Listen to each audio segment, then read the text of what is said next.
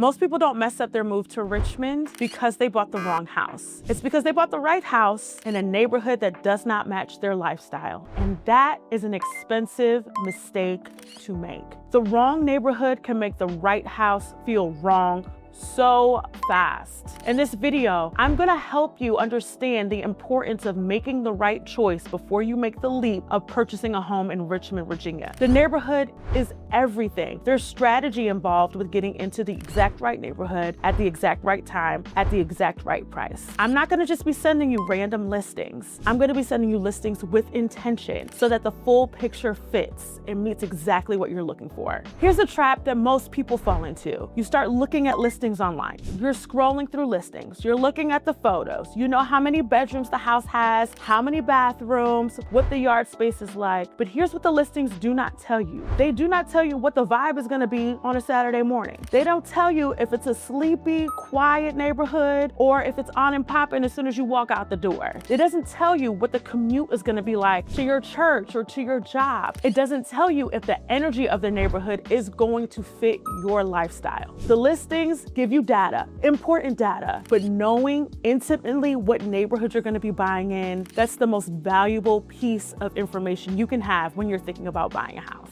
Now, before you get too deep into deciding what home you want, here's 4 questions I think you should answer. 1, do you want energy or do you want space? Do you want the walkability? Do you want the restaurants? Do you want the coffee shops right out your front door? Or do you want a huge house? Do you want a nice yard? Do you want distance from your neighbors? That's important. Number 2, what does convenience mean to you? For some, convenience is, I'm thirsty at 11:30 at night, I need to walk to the corner store and get a cold pop. For other people, convenience is, I'm 3 minutes away from the closest Target. These are different situations. These are different neighborhoods. It's important to ask yourself that. 3, what does community mean to you? Do you want visible culture, events, walkability, things going on all the time, a separate and distinct neighborhood identity? Or do you want something that's more calm, more relaxed? Things are at an even pace. Which one means the most to you? Number 4, and this is important, what is a non-negotiable for you? You have to understand every single preference cannot be a non-negotiable. There's going to be a trade-off for everything.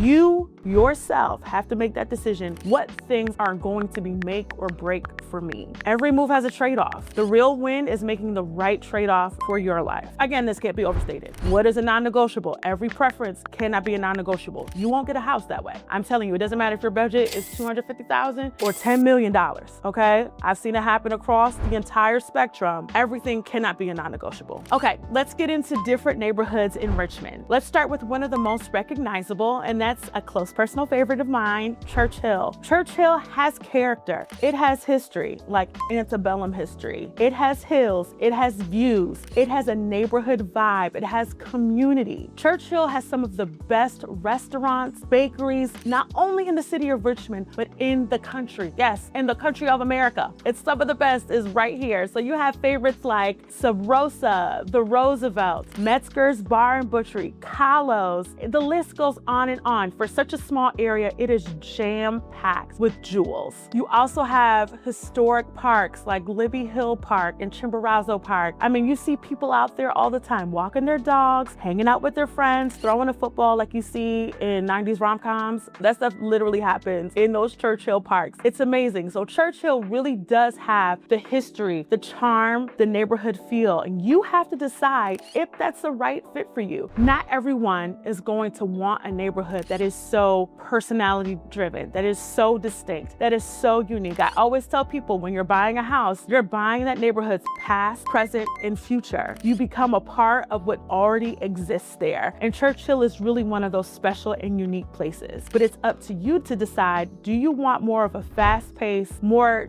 dense neighborhood, or are you looking for something that's a little bit more casual, a little bit more spread out? The best neighborhood is not the one that sounds the coolest, even though I do think Church Hill is probably the best neighborhood in the city. It's not about what sounds the coolest. It's about what fits you the best. It's gonna take you spending time there, getting to know the feel during all times of day, checking out the resources, getting a feel for the nightlife, seeing what's moving and grooving in that special place. So don't just pick a neighborhood because it's cool. Pick a neighborhood because that's the kind of life you want to be living. The next neighborhood that people really get excited about when it comes to buying a home in Richmond Richmond is the Fan. And the Fan, I'm telling you, it has it all. It's got walkable restaurants, bars, coffee shops, parks, access to the entire city. There's always events going on, and guess what? The Fan is in walking distance. You don't even have to get into your car. Walkability is probably the thing I hear the most that buyers who want to buy in Richmond need to have. So what I tell people that want to buy in the Fan, you have to, yes, walkability is great, but with walkability comes outside noise. With walkability comes higher density. You're going to be really close to your neighbors. And with walkability comes, along with higher density, increased prices. It's no surprise that neighborhoods like the Fed and the Museum District that are really in the center of where the life of Richmond is happening are usually the highest dollar per sold square foot. So that's something to keep in mind. You want the lifestyle to fit? 100%, I'm with you. I agree with you. But keep in mind, you got to pay the cost to be the boss. So the Fed is a great option for people who want to live in a vibrant neighborhood. But remember, there's always trade-offs. So if you feel like this is the most important thing, be prepared to open up your wallet. The next neighborhood I want to talk about, I think is probably one of the most slept on neighborhoods in the entire city of Richmond, and that is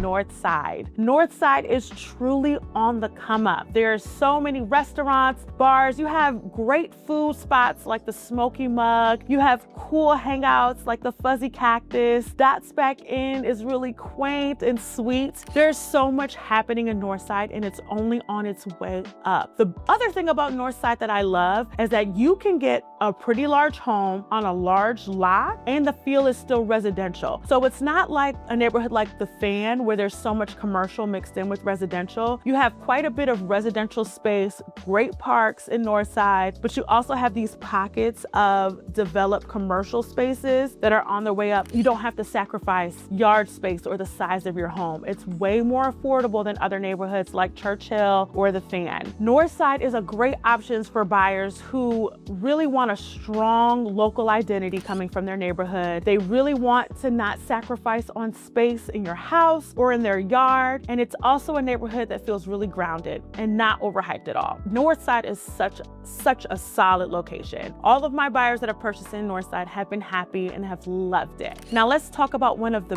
biggest mistakes that relocating buyers make. They're focusing too much on the pre-approval amount. They're focusing too much on the purchase price. That's only one small part of the puzzle, because I promise you, being pre-approved for a number and feeling good about a number are two completely different things.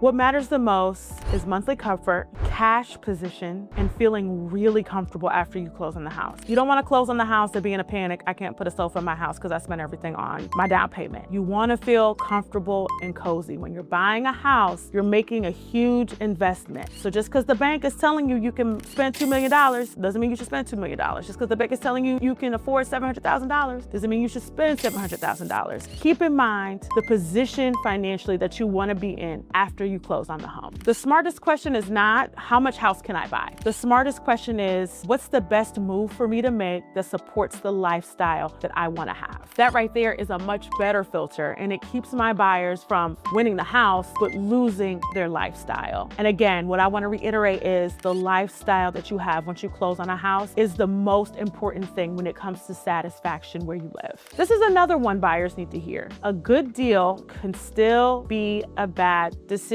I see this a lot with thoughtful, analytical buyers. They run the numbers, they see the upside, they focus on the price, and then they convince themselves this home makes sense. In black and white on paper, this is it. This is the house for us. But in real estate, it is not just math. It's lived experience. So here's the thing. If the neighborhood isn't a good fit, if the layout is bad, if the commute is horrible, this decision that you've made starts to feel really expensive really fast. So yes, numbers do matter, but the right move has to make sense financially and functionally. That's how you avoid buying a compromise that you live with every single day. So when I'm guiding relocation buyers, my job is not just to send listings. I'm helping create clarity. We talk through your lifestyle, your pace, your work schedule, schedule. We talk about whether walkability matters. We talk about whether schools matter. We also talk about does space matter more than activity. We talk about what kind of neighborhood energy feels right. We also talk about what you're willing to compromise on, because there will be compromise, and what you're not willing to compromise. From there, we narrow neighborhoods, then we narrow homes, then we make decisions from a place of confidence instead of pressure. And that's how you want this process to feel. You want to feel like we're taking a big funnel and coming down into getting something that you really want, that you really deserve, that you're really looking for. If you're moving to Richmond, the smartest thing you can do is not treat it like a generic home search. Richmond is a city of neighborhoods. It has real, distinct neighborhood personality. Churchill is gonna feel different than the Fan. The Fan is gonna feel different than Northside. Northside is gonna feel different than Southside. And each one supports, beautifully I might add, a real version of life. The best move isn't the one that looks the best online or is the coolest or the trendiest. It's the choice that still feels right after the excitement, the adrenaline rush of buying a new house is gone. Once you settle into your life, you want to still feel, thank God I bought this house right here.